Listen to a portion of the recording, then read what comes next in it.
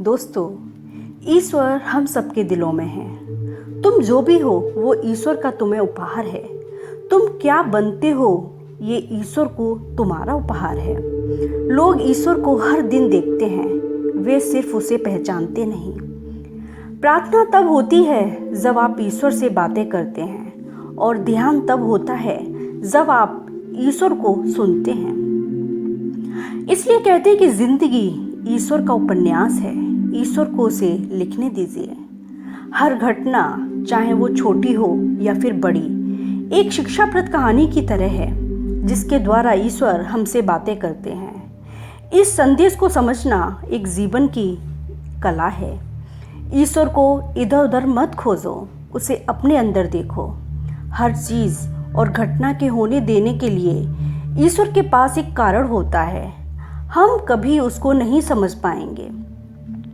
इसलिए दोस्तों, उस दिन हमारी सारी परेशानियां खत्म हो जाएंगी जिस दिन हमें यकीन हो जाएगा कि हमारा सारा काम ईश्वर की मर्जी से होता है। इसलिए ईश्वर से कुछ मांगने पर ना मिले तो उससे नाराज़ ना होना, क्योंकि ईश्वर वो नहीं देता जो आपको अच्छा लगता है, बल्कि वो देता है जो आपके लिए अच्छा होता है। इसलिए कहते हैं कि सच्चा प्यार और ईश्वर एक तरह होते हैं। इनके मिल जाने पर कोई ख्वाहिश नहीं रहती।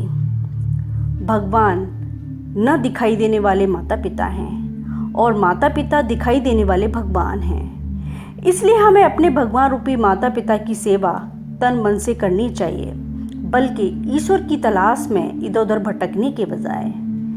गीता में श्री कृष्ण कहते हैं, मैं किसी पर क्रोधित नहीं होता। क्या माँ अपने बच्चों से नाराज हो सकती है? क्या समुद्र अपना जल वापस नदियों में भेज सकता है?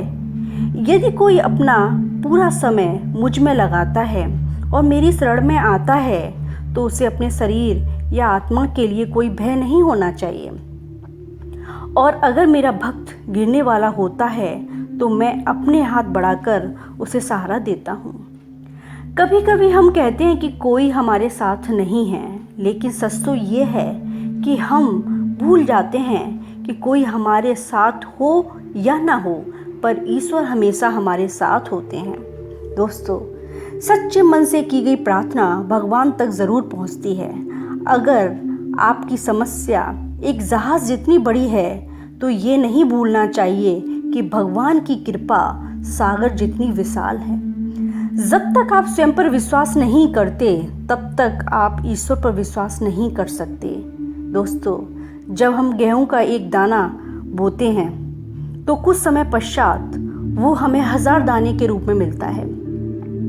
उसी तरह हमारे अच्छे कर्मों का फल हमें ईश्वर भी देता है। इसलिए दोस्तों, ईश्वर कहते हैं, उदास ना हो, मैं तेरे साथ हूँ, सामने नहीं आस पास हूँ, पलकों को बंद कर और दिल से याद कर, मैं कोई और नहीं, तेरा विश्वास हूँ। इसलिए दोस्तों, अपने विश्वास के साथ आगे बढ़ो, चाहे कितनी भी परेशानी क्यों ना आए।